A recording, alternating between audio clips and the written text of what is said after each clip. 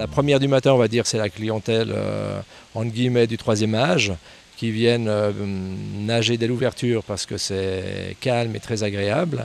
Et puis on a quand même une bonne partie de clientèle sportive, bien sportive même, au niveau de la natation, au niveau du triathlon, qui viennent s'entraîner beaucoup dans les heures de midi ou en fin de journée, comme ça, et puis beaucoup d'enfants aussi. Pour nager le plus en plein air à l'année, tout bon nageur le sait, c'est à Marignac qu'il faut aller.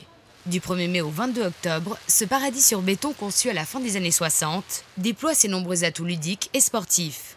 Bassin olympique, bassin non nageur, pataugeoire, toboggan, plongeoire et même des terrains de beach volley et de beach foot. Dans les alentours, on a des zones de verdure quand même, on a toute la toiture sur les vestiaires qui est en gazon, il y a toute une plage extérieure qui est derrière moi tout au fond avec des arbres et du gazon avec un terrain de beach volley aux dimensions officielles.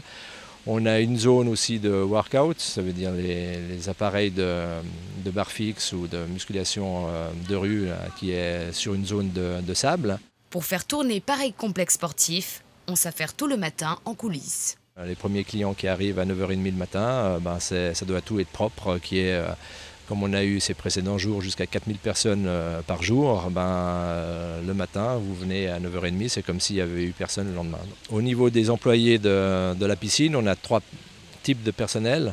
On a déjà des caissiers qui sont à l'accueil et qui sont à la vente, qui font que ça, que c'est leur job.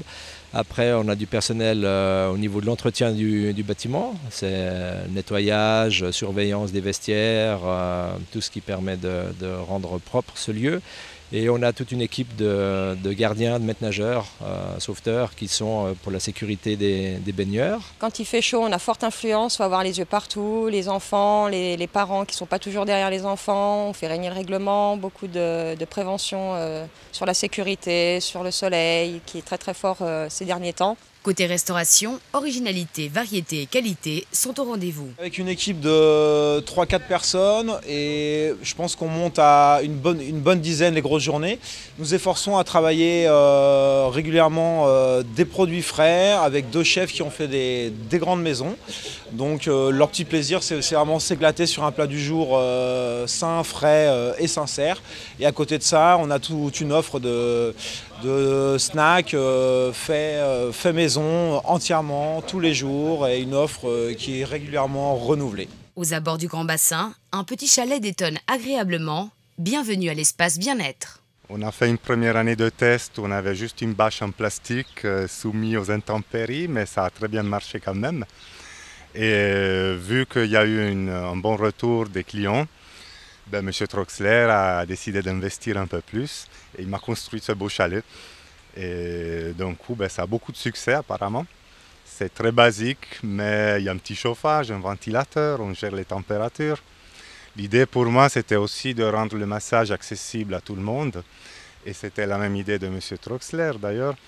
Et pas qu'on pense que c'est un luxe réservé à une certaine élite. Ça reste populaire. À 30 francs la demi-heure de massage, le pari est certes réussi.